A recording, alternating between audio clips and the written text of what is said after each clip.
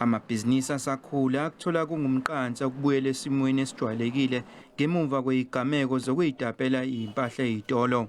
Utholakele nomkhwenyane wakhe banendawo yokuwotawota umzimba eShowe enyakatho nesifundazwe. Leli bhizinisi lalahlekelwa impahla elinganiselwa ku-200,000 wamarandi. Nabasebenzi abane balahlekelwa umsebenzi lapha. So khona ama-client vele alahlekayo ngenxa yokuthi saluthela izinto zethu asisakwazi ukwenza yonke into, asikwazi ukugcwala la nale ndawo incane ngoba ezinye indawo seyivaliwe ngoba asisayisebenzisi vele. Umbili uthi bakuthola kunzima ukuthola uxhaso lwahulumeni ngenxa yemiqathango eqatha ufuna ukuthi uhulumeni angenelele kulezi inkinga ababhekene nazo njengosomabhizinisi abasakhula. Into angayisho ukuthi sixhaswe ngempela nanokuthi uma ekhulula imali yokuthi sixhaswe kube ukuthi nendlela eza ngayo kuthina esisuke sisenkingeni iyabhekeleleka. Nanokuthi nabantu abasuke besisiza ngaleso sikhathi bayalandelela ukuthi basisiza ngendlela yini.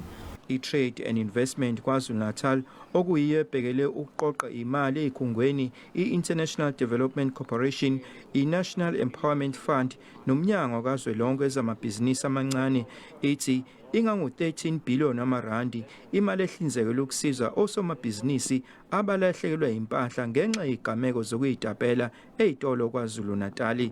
Sebesiza bangama200 ezicelweni ngama400. Bayavuma ukuthi imiqathango ekhona nembandela yokuqikelela ukuthi kuhlomula abafanele.